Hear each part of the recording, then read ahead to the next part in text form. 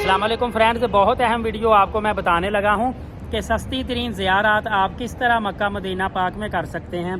क्योंकि यहाँ पे मैंने लोगों को देखा है काफ़ी ज़्यादा पैसे पे करके ज़ियारत करते हैं।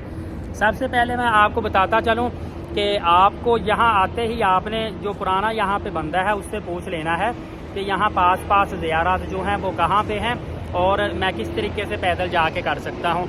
मिसाल के तौर पर आप मक्का पाक में आएंगे, वहाँ पे आपको टैक्सी करवाने की ज़रूरत नहीं होती, वहाँ पे आप पैदल काफ़ी ज़्यादा ज़ियारत कर सकते हैं। मिसाल के तौर पर आप मक्का पाक में जाएंगे, मक्का पाक के अराउंड अबाउट ही काफ़ी ज़्यादा ऐसी ज़ियारत हैं जैसे कि जहाँ पे बच्चियों को ज़िंदा दरगोर करते थे, वो बिल्कुल हरम शरीफ के पास वाक़या कब्रिस्तान है, जहाँ पे वो कहा जाता है कि एक अम्मा जी थी वो कूड़ा फेंका करती थी, वो भी वहाँ पे निशान मौजूद है।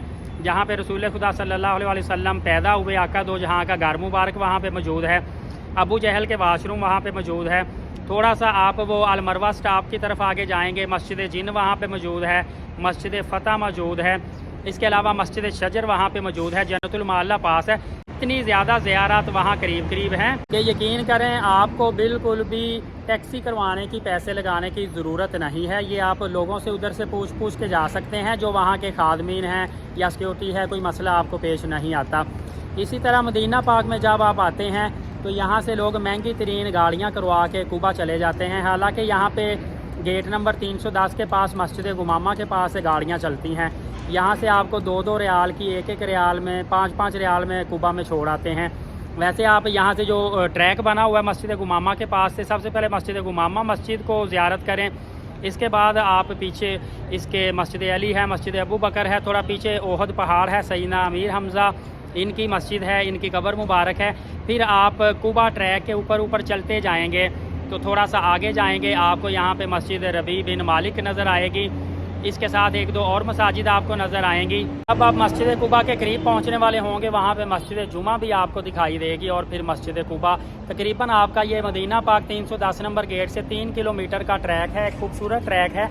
आप यहाँ पे ट्रैवल करेंगे, आपको बिल्कुल भी महसूस नहीं होगा कि आप कितना चले हैं। रास्ते में जगह जगह पे पार्किंग है, बैठने के लिए जगह है, आप वहाँ पे रुक सकते हैं, आराम कर सकते हैं, वहाँ पे सस्ता सकते हैं और उसके बाद आप दोबारा अपना सफ़र जारी रख सकते हैं।